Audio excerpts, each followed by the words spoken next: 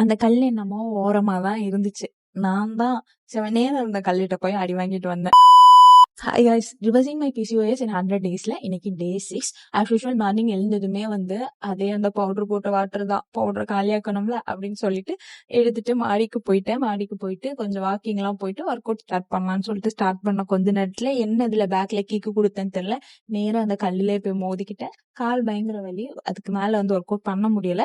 சரி ஓகே, பேசிக்கா பண்ற அந்த யோகா மாதிரி இருக்கிற ஒர்க் அவுட்ஸ் எல்லாம் லைக் இந்த பட்டர்ஃப்ளை இந்த மாதிரி ஒர்க் அவுட்ஸ் எல்லாம் கம்ப்ளீட் பண்ணலாம்னா அது மட்டும் இன்னைக்கு கம்ப்ளீட் பண்ணிட்டு நேரா பிரேக்ஃபாஸ்ட்டுக்கு வந்துட்டேன். ஒரே சப்பாத்தி சாப்பிட்டு போர் அடித்த காரணத்தினால் வீட்டுல இருந்த கொள்ளு, கொண்டக்கல்ல அப்படின்னு சொல்லிட்டு இருந்த எல்லா பருப்பு வகைகளையும் அள்ளி போட்டு ஊற வச்சு தோசை சுட்டு சாப்பிட்டு முடிச்சுட்டு நேரா ஷாப்புக்கு போயிட்டேன். ஷாப்ல உள்ள ஒர்க் எல்லாம் கம்ப்ளீட் பண்ணி முடிச்சுட்டு லஞ்சுக்கு வீட்டுக்கு வந்தேன். அப்பதான் யோசிச்சேன், 4 டேஸ்க்கு மேல வந்து நம்ம வந்து ரொட்டீன் ப்ராப்பரா ஃபாலோ பண்றோம், இன்னும் 1/2 kg கூட நமக்கு ரெடியூஸ் ஆகல. அப்படிங்கும் போதுதான் நடுசுல ஒரு ஷார்ட் கட் கொடுக்கலாம் அப்படின்னு சொல்லிட்டு யோசிச்சு நமக்கு தலைவனை உள்ள இறக்கிட்டேன். எனக்கு லஞ்ச்ல வந்து ப்ரௌன் ரைஸ் கூட கொள்ளு பருப்பும் இல்ல சிக்கன் வச்சிருந்தாங்க, அதையும் வச்சு சாப்பிட்டு முடிச்சுட்டு அகைன் ஷாப்புக்கு போயிட்டு வேலை எல்லாத்தையும் கம்ப்ளீட் பண்ணிட்டு அகைன் நைட்டு வீட்டுக்கு வந்து அதே தோசை வச்சு அதே குழம்பு வச்சு சாப்பிட்டு படுத்து தூங்கியாச்சு.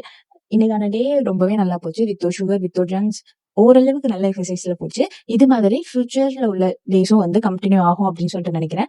நெக்ஸ்ட் வீடியோல பார்க்கலாம். பேஜ் மறக்காம ஃபாலோ பண்ணிக்கோங்க. பாய்.